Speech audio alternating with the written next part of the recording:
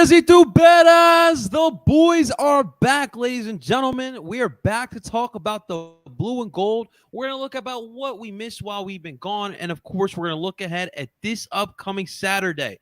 Subaru Park will host an Eastern Conference showdown, and we're going to look at that matchup ahead as well.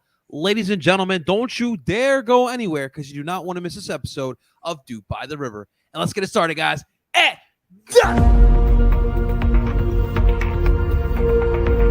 DOOP by the River doesn't do anything well. There is not one. I'm sorry. There was no creativity. As a Union fan, I take that all day. Another DP. We need to go get Mario Balotelli. And that is right. Welcome back, everyone, to DOOP by the River, the show where we follow everything Philadelphia Union. And, of course, we are brought to you by Philly Sports Network. Before we dive into today's episode, real quick, just want to thank everyone for coming back on in. It's been a while. We appreciate you guys tuning back on in. If you guys are watching live on YouTube, hit that like button. We truly appreciate it. Subscribe. We post all of our live viewings here on El Partido Philly's YouTube channel. And, of course, we're live on Twitter. What's going on Twitter? Make sure you guys follow on there. We're going to put the pods right back on where you stream podcasts. So make sure you guys are subscribed to DOOP by the River podcast. Without further ado, guys, it's been a long time coming. Please welcome my expert in duping, Justin Tam, podcaster Friedberg. Justin, what's up, brother? Not much. You know, it's been a while. I know I haven't been on in a while. I know it's been a while since we've been on. It's been a crazy past month. This year has been one of the busiest I think I can ever recall. But you know, I'm loving being back talking some Union because it's been an interesting last few weeks. To put it bluntly. Yeah, man, I'm excited too. I just want to thank everyone for their patience. Obviously, you know, I'm going through technical difficulties. My dumbass, pours a little bit of water by accident on my MacBook, but we're back. We're in action. We've been recording live all day.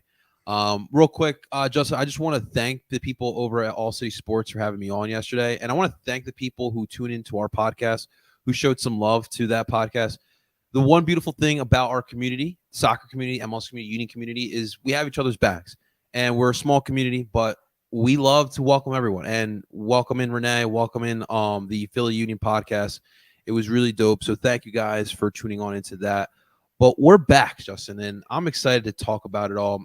Real quick, Justin, we did have a match while we've been gone that I want to touch upon real quick. So obviously the Union beat the Red Bull on September 3rd, 10 days ago.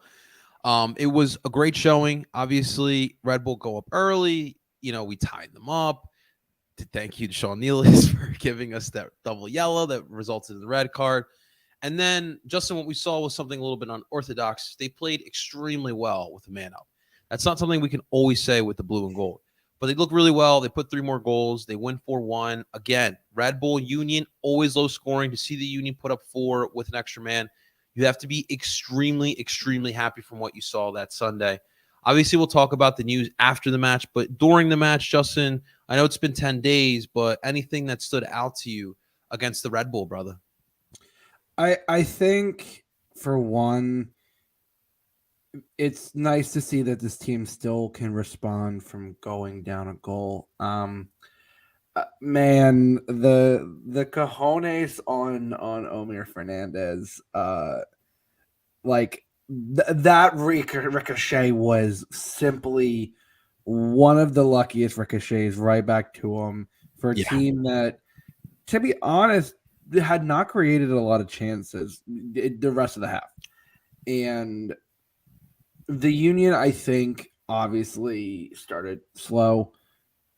It happens, especially coming off of a poor result in Toronto, which isn't like this team. I think that's something that we all can realize, especially midweek on the road. Seeing that, you have five, I think, including 5 home games in your last 6 or 7. So you're home for most of the rest of the season. You should be, even with some tough results, including this upcoming next 2 matches, you should be at least picking up some points. with everything going on around with some of the teams around you. I think even before the second yellow, I think you saw this team definitely responding. I think that Glesnes goal, he was someone who was very much called out for having a very poor performance against Toronto. I rightfully so. And he responds with a dirty goal, with a gritty goal, bounce around the box and just smashing that home. And for people who I love that I saw that they said the yellow card, the second yellow, was harsh. And firstly, you could see on the play he gets away with one to start. Like the ball hits his hand initially, and it comes back to Uwan. It's like, okay, that one I get it. That one, like, it's a ricochet. It happens.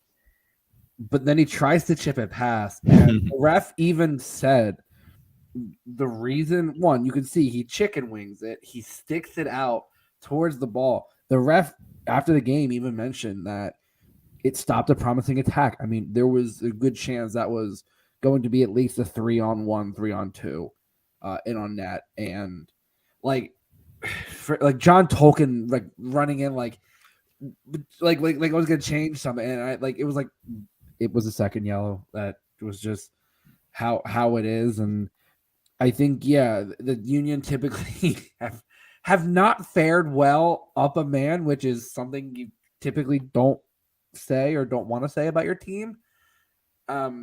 But they definitely responded. The Damian Lowe header, for someone who I was very much in the camp of, Damian Lowe did not have a good Leagues Cup. He is someone who has very much had a good run of play in MLS, but did not look good in Leagues Cup. I think, he was unfortunately partially at fault. Obviously, the blocked shot leads to Dre being out of position.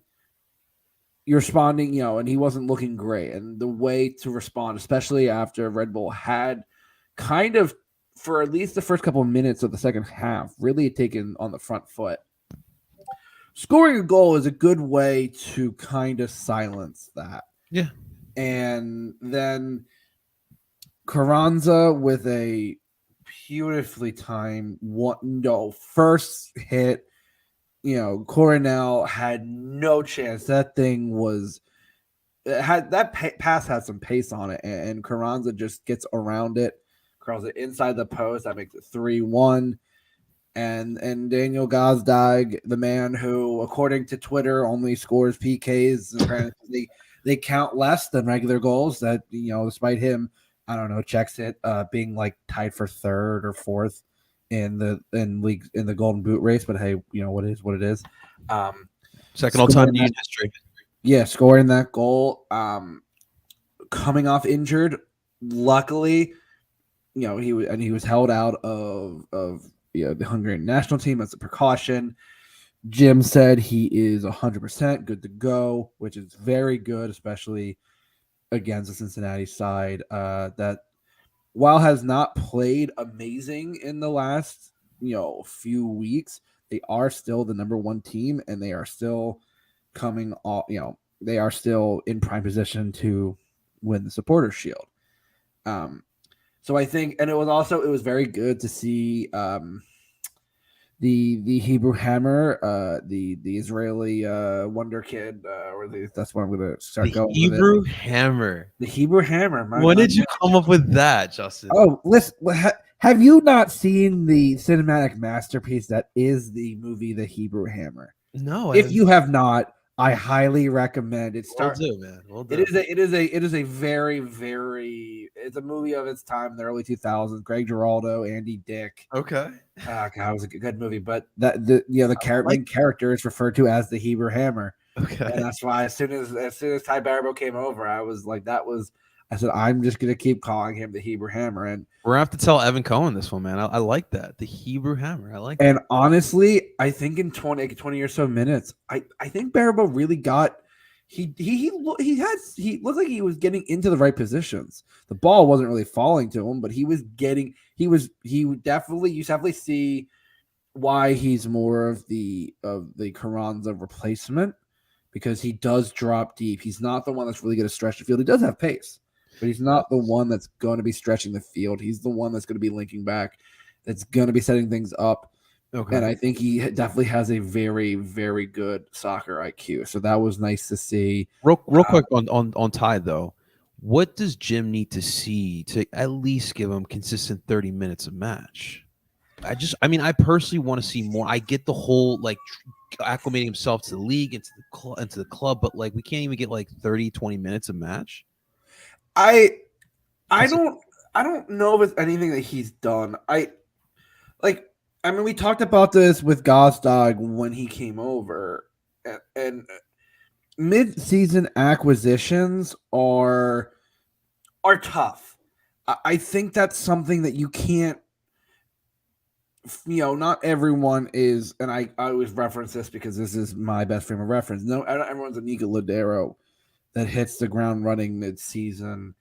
It typically in this league it takes time to adjust. And I mean, listen, he had played a decent amount of games. When we typically seem to be signing players that are coming in and have played a season. Like I think that's something that is like you want to ease him in, and also it did take a while for the visa stuff. I think you want to ease him in, and again, you do. I mean, think about you have Cincinnati on Saturday, you have LAFC the following Saturday, and then you have the rescheduled FC Dallas game that Wednesday, and then Columbus away, and then Atlanta midweek in Nashville. So like you boom, boom, boom, boom, boom.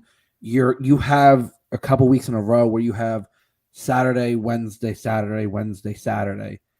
And I think a lot, man. I think that's where you're gonna see Barabo get in there. I think then maybe you change things up top, because if he is the Carranza replacement, you're gonna have two guys that are gonna kind of drop deep, and you're gonna lose that speed up top, that more direct speed.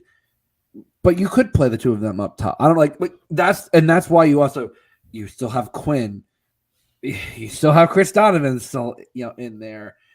And it was also great to see Jeremy Raffanello get into the game. Shouts actually to him. I, along with Baby Kyle, if you are around, Baby Kyle. I was one of the Union 2 Ultras at the game against Toronto 2. It was a fun time. If you saw me, we love that for you, Justin. If you saw me acting like a goofball, that was a hell of a time. But it was good to see that there's going to be more rotation. I generally think you're going to see a lot of that. So it's nice to see that happening. But at the same time, with Barabo, it's kind of a fast finish until you get to a slight international break, and then you have the Revolution is the last game away, the 21st.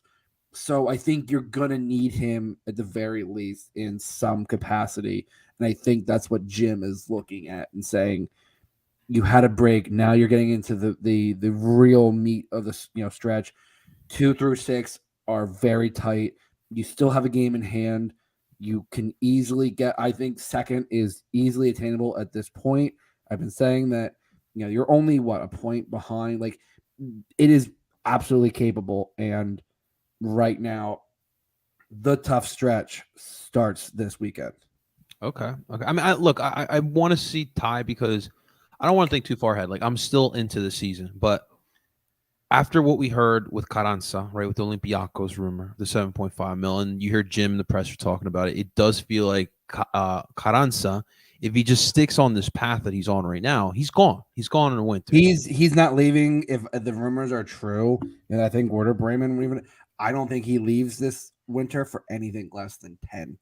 I think if 7, there are a lot of indications that Julian Carranza will be the Union's highest outgoing transfer ever. And I fully believe it. I mean, remember, we bought this man for 500,000 from Miami, who paid $6 million because they were playing him out of position. Just think about that. Dude, like, can we just take a quick time out for that? Like, imagine if Miami wasn't in the beautiful location that it's in. Dude, the ineptitude of that organization, man. At the They got time, so yeah. lucky with Messi, man. They got so lucky with him. Because even I think that papers over a lot of cracks, and it helps.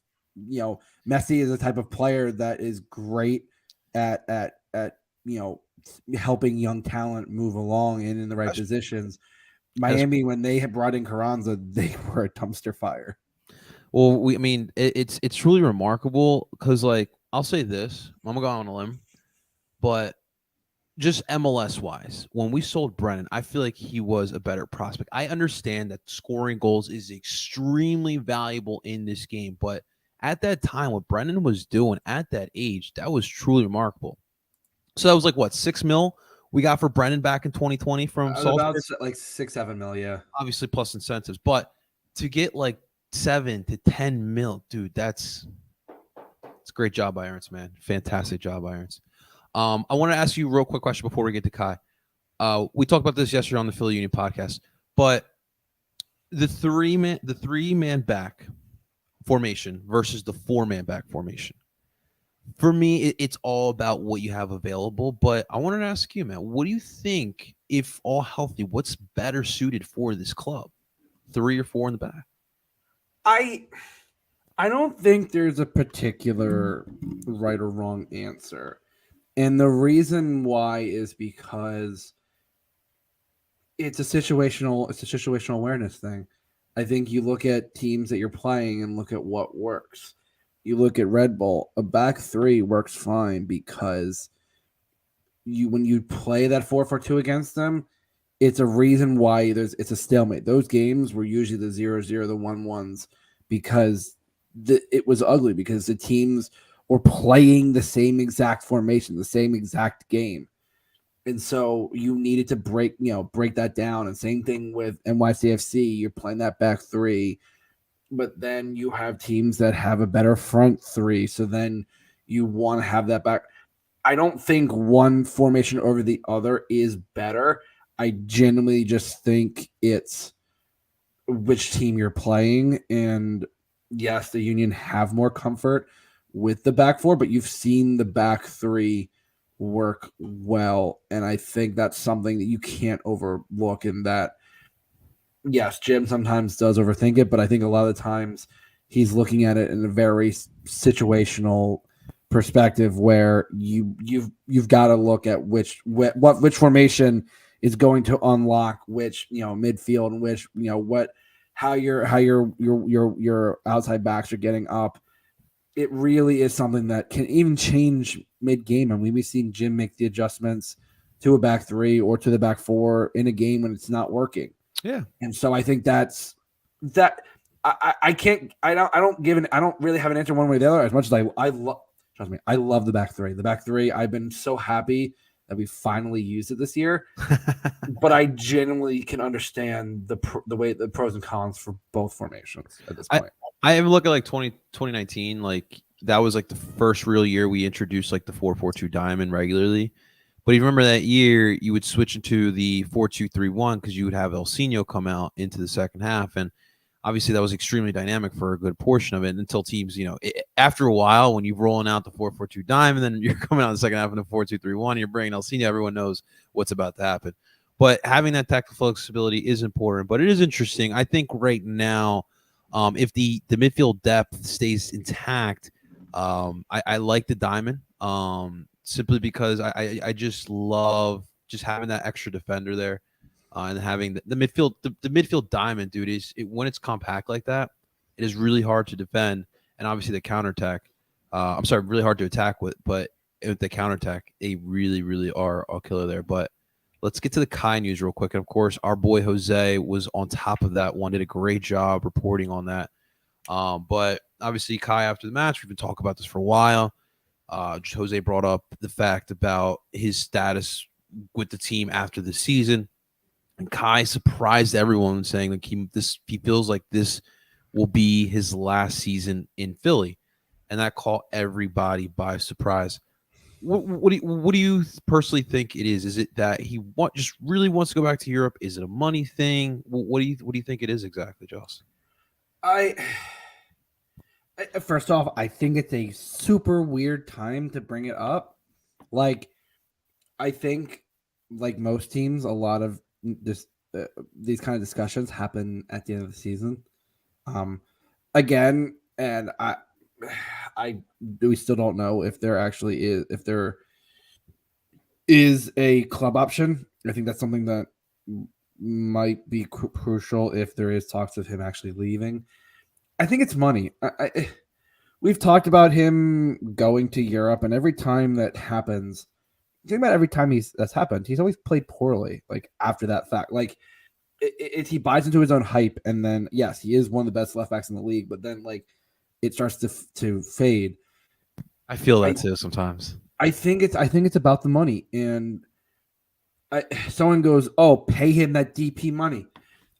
I'm sorry, no player on the back line should be making designated player money. I genuinely believe that. I love Kai. I really do. He has arguably been one of the best goal contributors and throwing in those crosses that the Union have ever had, and there's no disputing that. But no player on the defensive end should be making that kind of money. I think that is because you've seen teams that have had pretty average back lines, but have thrown their money into the midfield and the attack, and they've won MLS Cups. I think that's something where if we can keep Kai 100%, great. I absolutely want to. And I think where I say this, people always assume I do not want to keep him, and that is the farthest thing from the truth.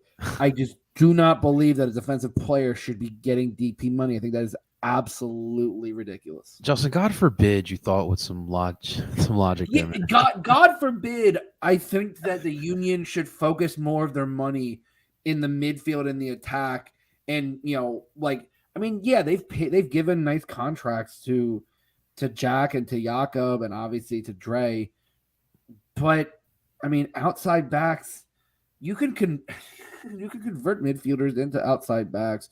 Like it's not that Kai is easy to replace. That's gonna be a tough position if he does leave.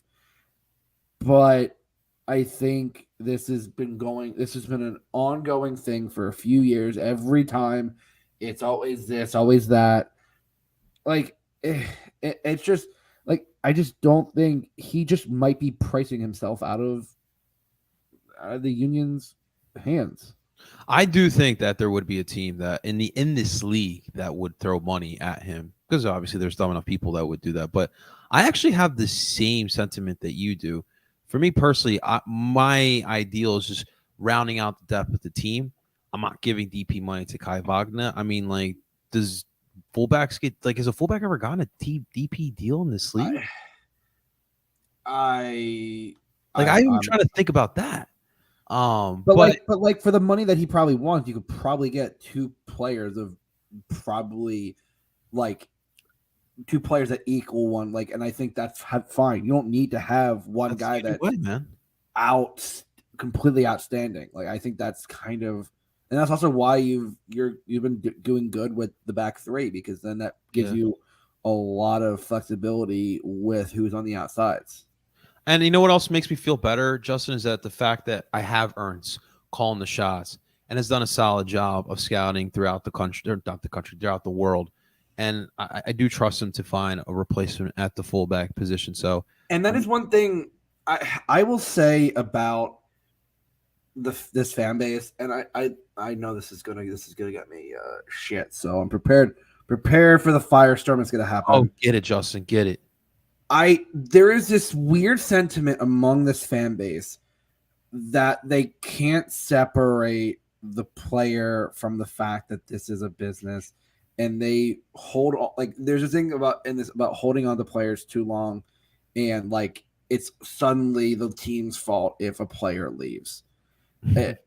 We saw this with Ray, we saw this with Casper. We saw this in Atlanta with Joseph. I mean, that team they held on to. They almost rioted every time that he left. Like, there's something, especially with this fan base, that I don't understand why we can't separate. Like, yes, I love when a player's here, and I will, I will respect them, and I will love the time that they're here.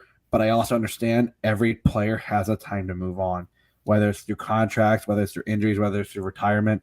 Every player moves on. It's a business. That's just how it is. And I'm sorry, like, I think that's what gets lost on some of this fan base. And people automatically assume it's the team not wanting to pay him. It's like, if he's asking for DP money, I'm sorry, a defensive player is not worth DP money. That's just pure and simple of it. Dude, like the majority of soccer leagues have to go through what you don't have to really deal with, like clubs like that don't have to deal with, but clubs like the Union around the world, we have to go through this all the freaking time. And as we lost another subscriber, I'm just kidding. But no, dude, you're spot on. Like at the end of the day, we're fans of a business, and for a lot of these businesses, they're looking at these players like assets, And at the end of That's the day, literally what it is. Players, putting my accountant job, like, players are assets. The value of them are assets. When you sell them, you get gain or loss on how. So, as shrewd as that sounds, players are assets. That is the bottom line. That is pure and simple. and they're having the same conversations in that front office that we are having right now. It's not like, oh, well, the fan base just started a whole hashtag. We should probably keep them. No. But it's like, I'm sure Ernst is probably like, okay, what's the market? How much are comparable players getting in this league? What is there a player that we can get, that we can build, like, that has those, like, yeah, and I think people are like, oh, they're just sitting on their ass and Jay's not going to let them pay. It's like, that is not remotely the situation. I'm sure this conversation has been going on in the front office all the time. It's just how a business is. Yeah. It is the truth. It is the truth. All right, we are at our half an hour mark here. I want to get into Cincinnati talk. Obviously, that is our next matchup here this upcoming Saturday. So we're going to move into our preview, and as we always do, we bring you the eyes from the other side. So without further ado, ladies and gentlemen, we are blessed to have on, get this, another Justin. We're going to bring on Justin Blair. He's from Cincy Soccer Talk. Ladies and gentlemen, let's welcome on in Justin, or JB. Justin, my man, welcome on to DOOP by the River. How you feeling, brother? Feeling pretty good, man. Thanks for having me on. I always look for your all's podcast whenever I need Philadelphia Union news, for sure. Dude, we really appreciate that, man. Thank you, dude. Justin, I mean, I'm gonna have to. So JB and then Justin. Justin, can we please just admire this man's setup, because I love. Oh, he's got all the scarves, man. Yeah, I only have a paltry like 5 scarves here. And I had this come up in a work call. I had to explain through what my scarves were, but yeah, that is. I've never been much into scarves, so I gotta really start getting some extra Union scarves to start trading. You should see the other wall. The other wall is college football pennants. So Cool. it's just like I'm a creature of habit. I love it. Hey, listen, man. We're Eagles fans here. We are in love with Jason Kelsey. So go Bearcat. Hey, EAGLES Eagles. I love it. I grew up in. Forgive me. I know I'm in a Cincinnati soccer talk group, good, but I grew up in NFL purgatory. Okay. So I grew up in a college town south of Cincinnati. Okay. And there just was no NFL worth watching at all. And it was right at those NFC title games with the Eagles in the 03, 04. Oh, my child. And I was just like, man, I love the Eagles. But I've, since moved on. The like constant roster turnover with the Eagles, I was like, okay, I can't follow this anymore. I feel it, man. Well, hey, we're happy to have you on to talk about Philadelphia. Yep. First off, man, Justin, we'll kind of talk about a little about yourself. What do you do for Cincy Soccer Talk? Talk a little bit for people who don't remember what Cincy Soccer Talk is all about, man. Yeah. So this is my first year writing with Cincinnati Soccer Talk. been doing some of the podcasting with them. But yeah, I'm having a lot of fun. I've done probably college football and basketball for 15 years now. So Cool, this is man. kind of a new step in the journey. I love soccer, obviously. I've enjoyed Helps. it for a long time, but I've wanted to give it a tackle, see if I could write for them. And then Cincinnati Soccer Talk, they've been doing it since 2015. I'm a long Yeah. time fan of theirs. The guys over there are great. I know you've probably had Brian Weigel on your show Yes, sir, man. several times. Great dude.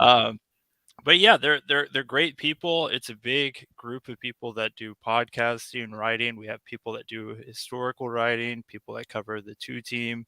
We have a huge team of photographers. Cool. It's a great group. Awesome stuff, man. So, how long have you been a fan of FC Cincinnati? I am a casual observer. Okay. I watched FC Cincinnati just minorly in the USL days, and then Okay. when they got the MLS call up, but it was really 2020 whenever we had that MLS is back tournament, and everybody, Great all the times. focus could get exactly, all the focus could be shifted onto that. It was Right. like, holy cow! And also, obviously, ESPN Plus, Yeah. being able to see all the matches instead of just having to find it somewhere on a local channel that you're blacked out on. Yeah. So, Literally. but no, yeah, I've uh, fell in love at first sight. Obviously, those were some tumultuous times for FC Cincinnati, but yeah, huge fan. We're enjoying a rightfully earned run at the Shield this year. So Justin can attest better than I can towards the change the Union have had from the 2010s, where it was mediocre to bad soccer, to now, being one of the best in the league. Kind of want to get your perspective, because you guys are kind of gone through the same thing a little bit quicker. Mhm. You guys went from wooden spoon to wooden spoon to, dude, you Wooden guys. spoon. I mean, that's three in a row. Yeah, don't let's not gloss over that. Put some respect on our name, man. Those were proudly earned wooden spoons. Fans earned it for sure. Oh man, but you guys are really close now to a supporter shield, which is really dope. Speaking, because witnessing that in 2020 was really remarkable. So kind of just talk about, dude, just the feel, like the fan feel, like going from worst to first, man. It's bananas, but I know you Philly fans are definitely tough on your teams too, but it's kind of interesting because fans kind of moved on from the honeymoon really quickly, and it's Okay. like, oh, we got to go in, we got to win these games. We want to take down Messi, we want to lift trophies and stuff like that. It's like, whoa, whoa, whoa, whoa. Like I'm still getting caught up on, hey, we collected 3 points this weekend. Like that's what I'm still excited about that. But no, I mean, obviously you guys know Pat Noonan and Chris Albright and how much they've changed this club. I mean, it was just really a chaotic mess. Now COVID had something to do with it. As you remember, FC Cincinnati started in 2019, kind of brought over some of the USL stuff, went with Yop Stom in 2020, and it really never got off because there wasn't much activity in the transfer market at the time. So it kind of was just kind of a weird start for FC Cincinnati. But Pat Noonan and Albright immediately put in a plan right away. And man, we're just like, I'm in euphoria. Fans want, the trophies. We want the silverware. But I think we're on our way for that. I just think what it is that, like, you gone through so much tough times. When you have that moment, you don't know how long it'll last. So Yep. for the fans' perspective, it's like, let's take advantage of it as much as we can right now and win, and get as many trophies. And I understand where you're coming from, because it's like, what, like Pat and Chris is like, what, second season together, Second season. right? Yep. So like, yeah, you would think that this year, you're reaching top of the East. Although you guys, honestly, it was probably the most in the playoffs last year, besides obviously LAFC. I was most worried about you guys. I really wasn't even that worried about NYCFC, despite the storylines. But you guys have the book on us. You guys definitely have the book on us. But obviously, like we've known, like you said, Chris and Pat from here. But for you, Justin, personally, JB, I'm sorry. So for you, JB, personally, like, what makes Pat so good in your perspective here now in Cincy?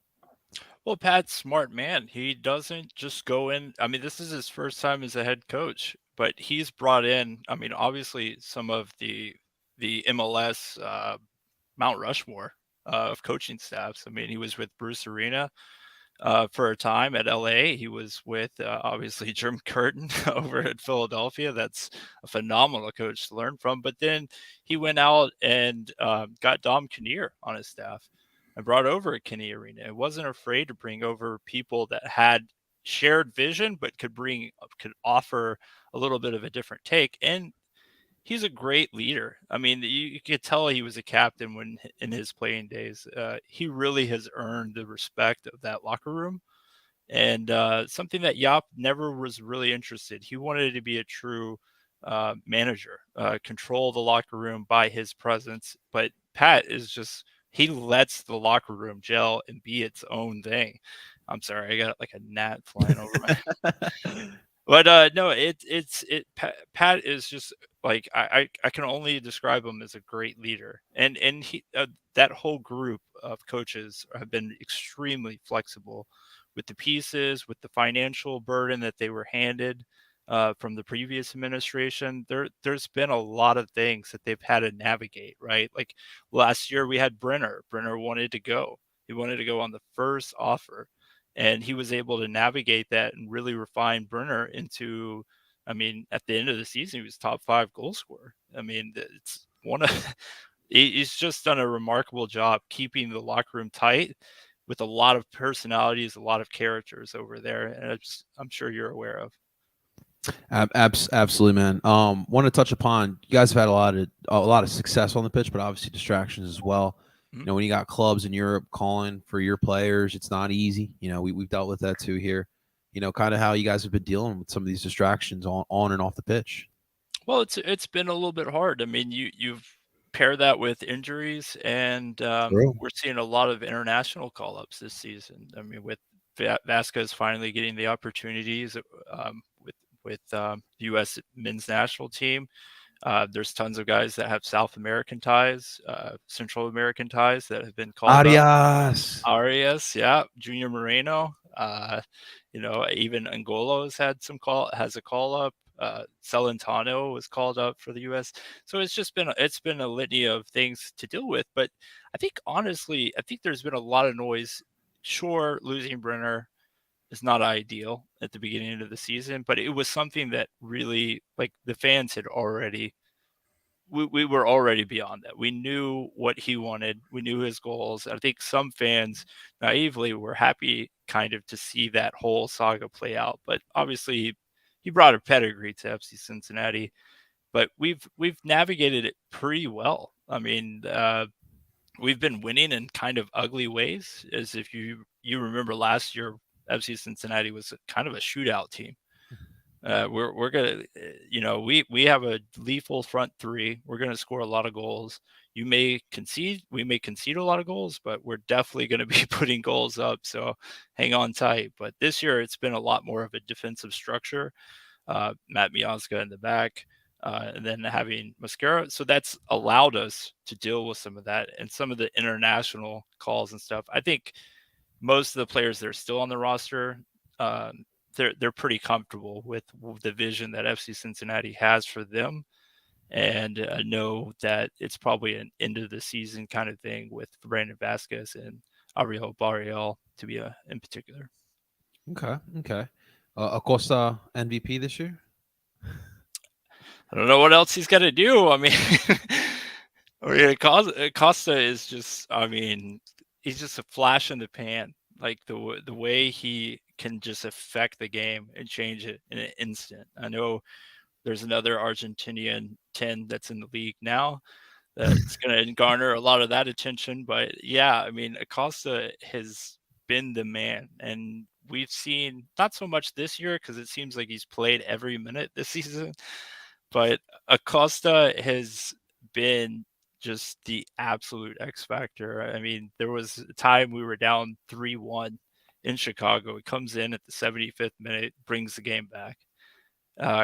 I mean, the guy is unbelievable. His fire, his passion, his competitiveness, playing every match regardless of injury status or a competition level. The man's got to be. I mean, it would take a very special performance for him to not be the MVP 2023.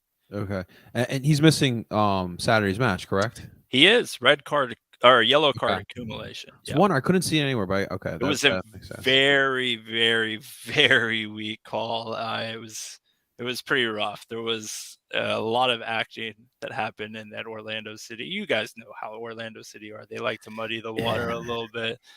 But yeah, he actually is going to miss this match. Yeah, that's right. That is correct. Real quick, Justin, I want to switch back over to our side here. Jim's presser, really big news in that one was the injury update. You mentioned Gazak, 100%. Bueno looks good to go as well. He's been practicing. The big one, though, Justin, Flock. Leon Flock could be back before the end of the season. He got a second opinion in Germany, and the timetable could be shrunk there, man. So, some good news, Justin. What do you think about some of these injury updates, especially in the midfield? It's important for us. Yeah, definitely. Yeah, Leon's someone who I think unfairly has gotten a lot of crap this season. I think he does all the work that's not really showing up on the stat sheets. He's not great at bringing the ball forward, but what he does do is he allows someone like El Brujo to kind of do what he does best in being a destroyer, and Leon cleans up and does all the other things while El Brujo can bring the ball up. So the fact that I think they said in a couple weeks, like maybe early October would be right. If they can get him, I would say rushing him even against like Nashville that Saturday before the international break would still kind of be a rush, because then you do still have one final game. It would be nice, but I think with the midfield depth you have, you don't need to rush him back. Jesus Bueno, gutted that knock came before he was able to step on the field for Venezuela. I think he genuinely has been one of the Union's best players over the past few months, and absolutely deserved that call up, and was gutted for him. Some of the the Instagram posts and all that were kind of looking a little cryptic. We weren't sure because it didn't look great. Gazdag had a feeling that him being held out of the Hungarian national team was really just precautionary, because when he scored that goal, it was one of those moments where it was like, it was definitely looked like a kind of a cramp, and you can definitely tell, like, as he went down, it was just like, when guys genuine, and usually when the guys get hurt worse, it looks a lot worse. And at that moment, I was like, all right, you're up 4-1. You no need. And and he had been training, so at the very least, he was still kind of getting going. So having a healthy Daniel Gazdag in a matchup where there is no Luciano Acosta, I think that is, I always say, in a Jim Curtin versus a Pat Noonan matchup, that midfield is where the game is won. And it's always Wobodo versus El Brujo, and Acosta versus Gazdag, and Wobodo and Brujo essentially cancel each other out because of how they play. But not having Luciano is something that obviously is, listen, the teams are very, very evenly stacked. But I think that's one of those things, if you're going to tip something in the Union's favor, having a healthy Gazdag and no Acosta on the field is something that tips it just ever so slightly in the Union's favor. It should be interesting for sure, man. I'm excited for that. JB, so on to that point there. So with no Acosta, how does this attack look for Cincinnati on Saturday? Well, there's some questions, obviously, if Bupinza is going to be back with the team. I think he's in travel right now. I mean, that might be enough for him. He was in the Gabon. I think that was African, I think is the competition. African qualifying has been going on. Yeah, so they got eliminated. So he only got a game in, but he's back and traveling. So we'll see where he's at. But I think obviously replacement for Costa is going to be Kubo. I mean, that's probably your best option at this point. Talk 'cause about OGs, man. That's Kubo. that's a name. That's a guy that really. I'm surprised he stayed on through all of this. It's like I think he got subbed on one of the games. I'm like, oh yeah, Yaya Kubo is still on FC Cincinnati. that's a big contract to try to move. Yeah, It was yeah, it it was is. pretty poorly negotiated, but yeah, but credit to Kubo. Kubo has been willing to play any position. I mean, he's been forward, he's been he's played 6, 8, 10. Like yeah, I mean, he's been all over the pitch. He's a better 6 in my opinion than anything, but he's been willing to step in wherever needed. Winger, whatever you need, Kubo's been there and he's brought some juice. It's just his first touch has always been poor. He's shown signs of improvement by that, but when you're in the midfield, when you're really that safety valve in the central attacking midfielder position, you need to be sure about your touches. Once he gets the ball at his feet, he's very dangerous. And he's really good with Vasquez up top, but it's the being able to get him the ball that could be a problem. And we're also looking to be without Junior Moreno, who's still on international traveling back with the team. So it's kind of interesting to watch. Everybody should be match fit, but getting them back 2 days before a big matchup, especially on the road at Philadelphia, see who's getting the start. Okay. All right. Well, with that said, let's talk about some lineups here. JB, we'll let you go first here as the guest. What could Cincinnati be lining up in? Give us a formation as well. Oh, it's definitely going to be. We've shown absolutely no interest in going with anything other than a 3-5-2, really since the match day 1 last year in 2022 against Austin. It's been 3-5-2 all the way through. So up top, you're probably going to see a Santos or maybe even Dom Baji playing up top alongside Brandon Vasquez, because I don't think that Bupinza is going to come in and immediately be in the starting lineup. I could be wrong in that, but it's probably not likely. Yaya Kubo probably will be the one slotting in at that 10 position. And then with Moreno out, we're going to probably see Marco Angolo, who's a very capable, probably one of the best athletes on this team for FC Cincinnati. He just has to get a little bit more experience in the midfield. And then, of course, Sabina Nwobono is going to lock down that defensive midfielder position. Barrial is going to be your left wing back. Mosquera is going to be your left central back. Miazga in the central right side. You're going to have Hagelin. And then I would say with no Arias, they're probably going to have, it's either going to be Ray Gaddis or I know Philadelphia fans just kind of snickered there, but it's probably going to be Ray Gaddis, or you might see Brett Halsey, who's been an FC Cincinnati 2 guy that's come in and played some really good minutes for FC Cincinnati as a substitute. And he has the acclimate. He's a very creative, pressing forward player, and he's a good defender too, very confident.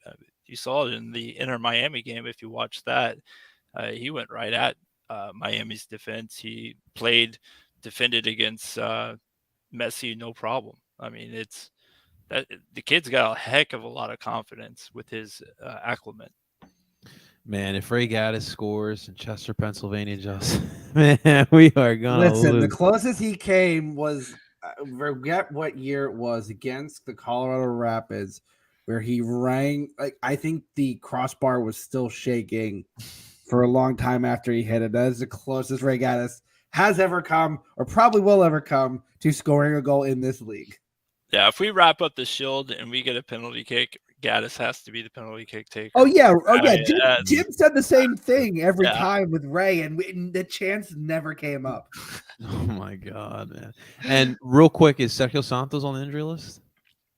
Sergio Santos? No, he's so he's probably the most questionable, but I think he's fine. He's been, participating in practices. He again, he's one of those guys that it seems like every time you look at the injury report, he's popping in and out of that. That's why we asked. We're used to look at Sergio's on the list again.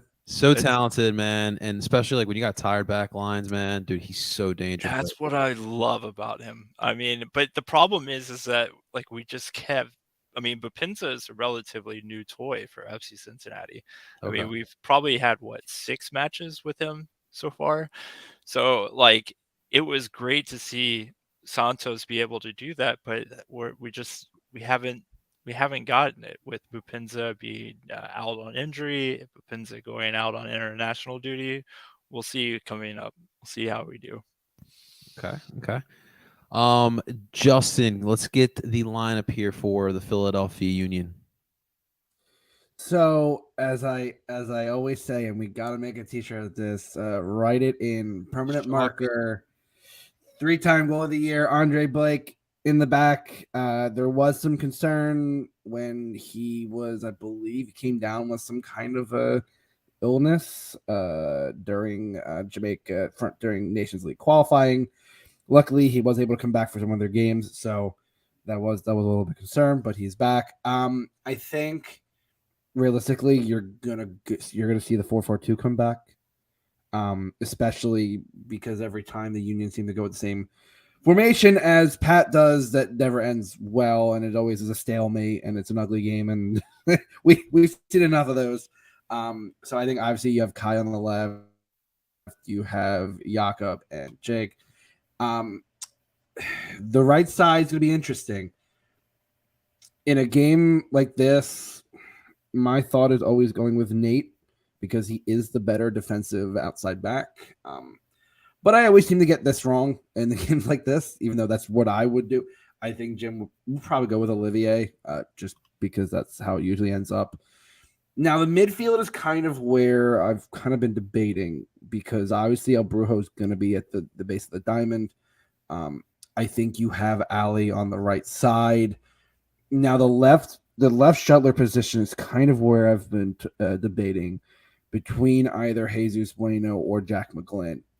I think it really depends on how Jim wants to get it. I think I'll start with Jack McGlynn because Jesus Bueno has definitely done a good job of coming off the bench and being that ball of energy with someone who definitely is coming into his own, is someone who we did not expect, and is the reason why you were able to send Andres Pereira on loan because of how well Bueno's been doing. And then at the tip of the diamond, the man who, according to some Union fans, apparently can only score PK goals and those count less for some damn reason. Daniel Gazdag, who is, as I said, he is third or fourth, I believe, on the total goal contributions list, and third or fourth in the Golden Boot race, along with William Carranza. I know. And up top, I think you're going to go with Carranza and Uwa. Uwa is someone who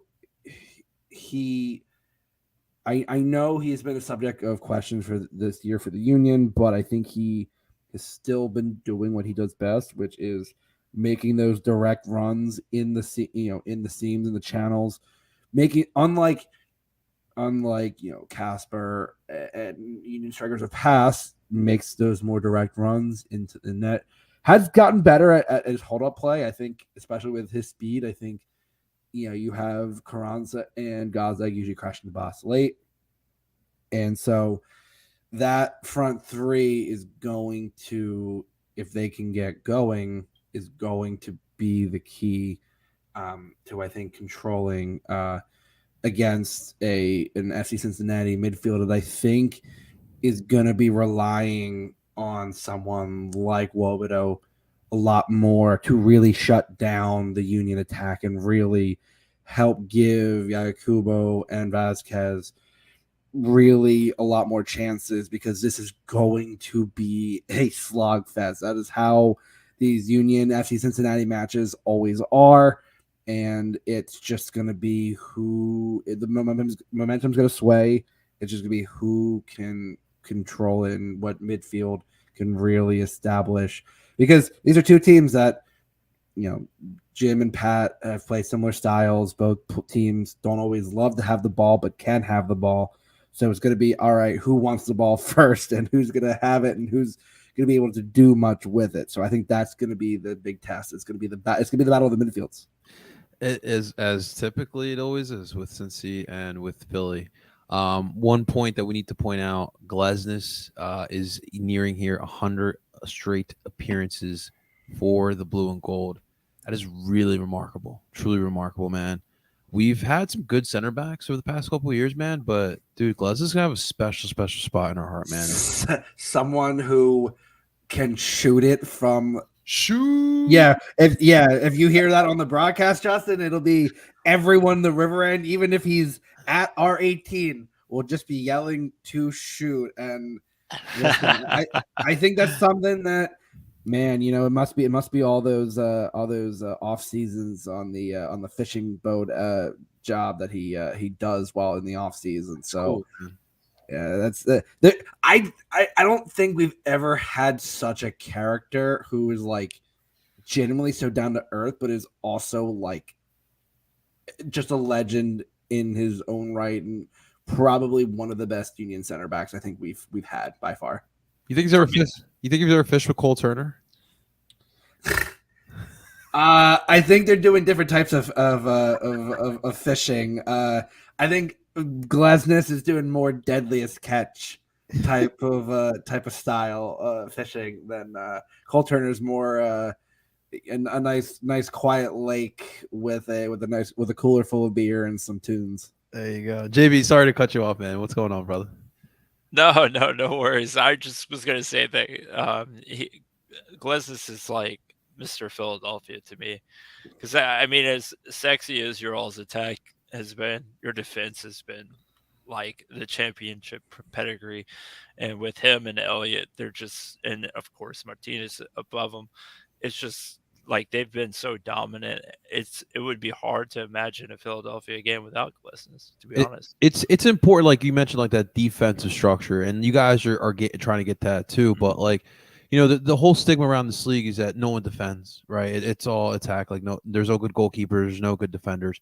So to be able to have teams like Philly, teams like Cincinnati to turn that around, it's crazy. I always say to Justin, like I find it wild, like a team like Chicago, for an example, they will go out and spend money on their attack when their defense is absolute garbage. I know, and it's like, why not just invest that money to have some depth and build a good defensive structure? You will finish at least near middle of the table rather than the bottom of the table. But that's always been my mindset, that it's also one of the reasons why I have that hard fast rule that you don't spend DP money on the defense, because you don't need to. You can spend it wisely, spread it through the positions. And I mean, Glesnes and Elliott, first of all, Elliott was a fourth round draft pick, and Glesnes we got for, I don't think, even like $500,000. And they've easily become one of the best center back duos in the league. And it's been clear. Again, Kai Wagner got him for essentially, pennies on the dollar from, Wurzburg Kickers in the German third division. And, Olivier Mbaizo, we plucked, from an academy in Africa. Like, Ernst Tanner and the Union have found, and I think that's what Cincinnati has done as well. And it is clear, investing in the midfield and the attack, but also not skimping on the defense is the slowly starting to become the standard, the gold standard, in which teams are realizing that in order to get success, you need to be able to balance that spending, but also allocate in such a manner that you're not getting that aging veteran in the midfield that's going to throw things out of whack, like a Sheridan Sakiri, but yet also doing something like, bringing in a Luciano Acosta, who, for all accounts, people thought, oh yeah, he went to Liga MX, he's gone, his days are better behind him, and he comes in. Obviously, first season was a little rough as things were changing.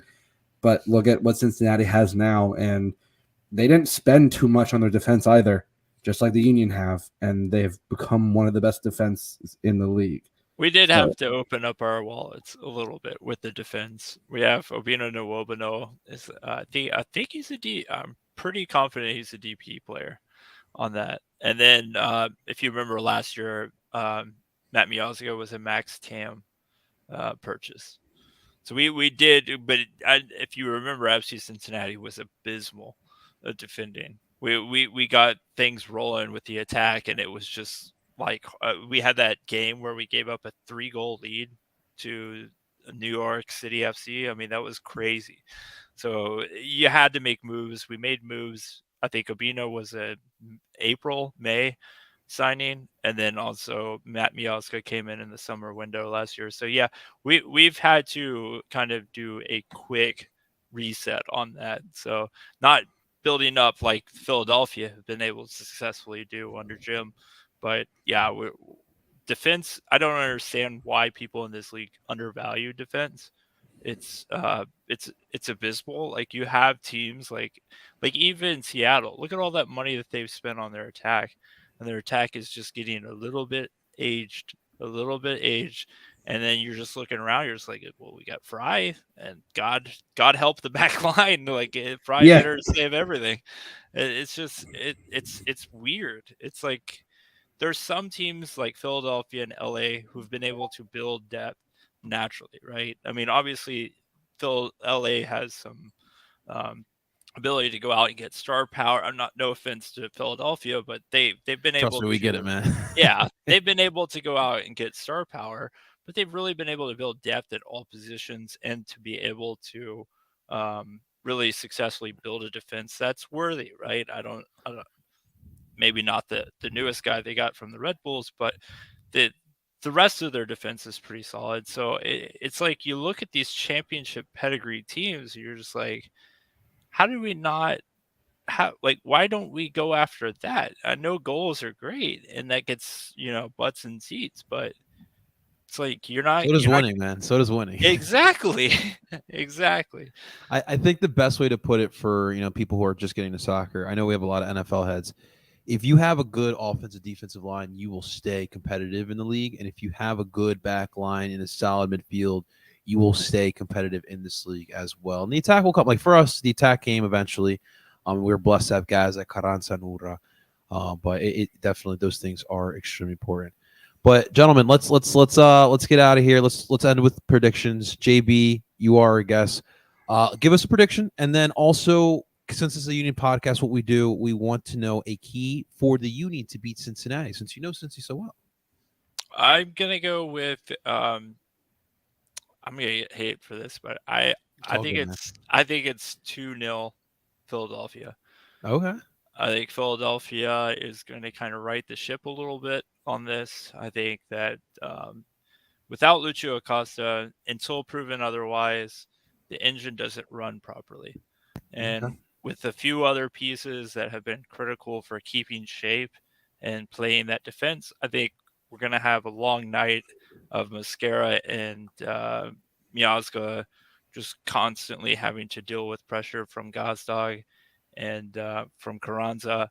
And I think Uwa's obviously going to have a matchup disadvantage. He's going to have the matchup advantage all night long if Ray Gaddis and Hagler are paired up on that our right side, your left side. So I think that Philadelphia is going to go for the throat a little bit. It's going to take a while to get to that 2-0 result. But I think ultimately when we're looking up probably in the 75th minute, that's what the result you're going to see. Okay. Justin, give us your prediction. I definitely think it's gonna be it's always gonna be a drag down knockout affair. It is gonna be an interesting matchup. That is a bit bigger of a scoreline than I thought. I think with these games, one goal is really always what it's gonna be. I think just because of and my one X factor is that Lucho Acosta sized hole in the midfield, and I think if Daniel Gasside can take advantage of the space that he's probably going to get with that, I think then the Union will definitely have the advantage, and that wing play is always crucial. And yeah, if if Kai gets in behind and so does Uwa and Ray is in the game, Ray is a great defensive outside back, but he doesn't have that speed he once did. And I think that's a matchup that they can exploit.